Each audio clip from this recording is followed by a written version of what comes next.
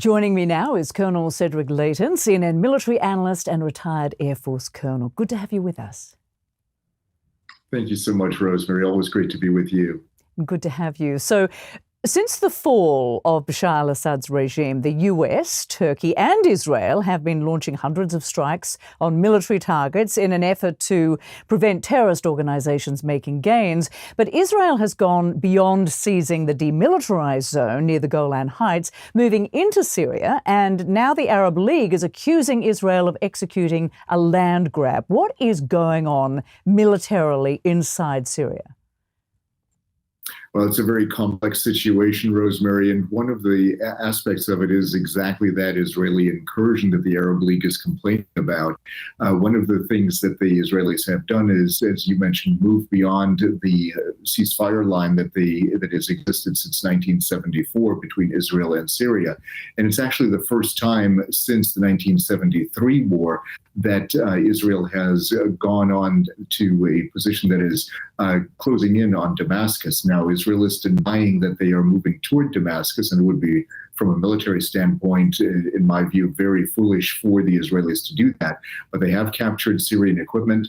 They have gone into areas that the Syrian army occupied before. Several Syrian army posts have been abandoned. And so the Israelis have taken those areas over, they say, in order to prevent terrorist groups from occupying them and threatening the northern part of Israel and obviously their positions, settlements in the Golan Heights region. So that's that part of the equation in Syria. The other parts, of course, include fighting in the northern areas, Kurdistan, the SDF forces that are supported by the United States, the Kurdish-backed forces there, are fighting with the SNA, which is the Syrian National Army, which is supported by Turkey. So this is where the Turkish and U.S.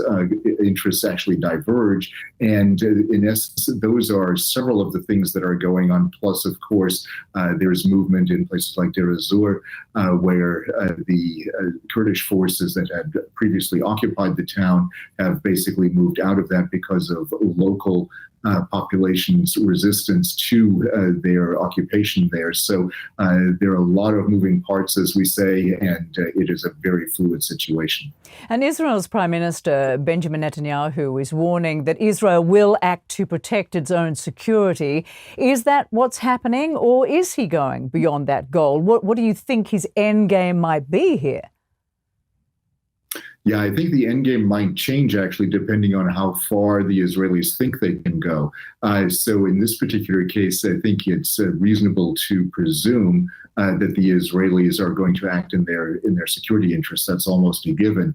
But if they go beyond that, if they go beyond securing areas that could impact the northern border area, then Israel risks getting involved in the Syrian civil war and at least the state of it. And that would be something that would be very hard to extricate itself. They'd have a difficult time extricating themselves from that.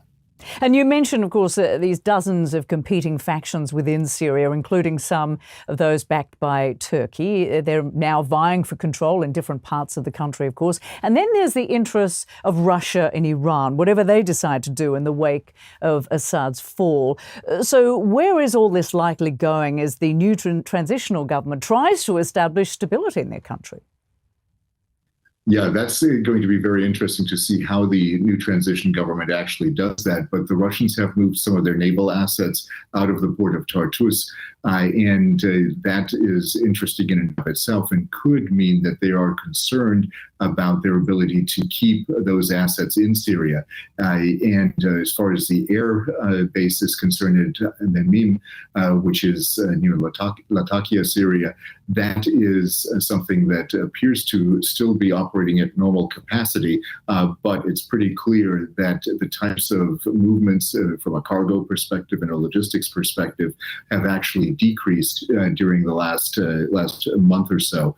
And given all of that, it's really quite clear that both Iran and Russia have lost a great deal of influence in Syria. They've lost their primary ally in the Assad regime, and it remains to be seen whether the new government under HTS's control actually supports a continued Russian or Iranian presence there. It's pretty clear they don't support the Iranian presence. Colonel Cedric Layton, thank you so much for joining us. Appreciate it.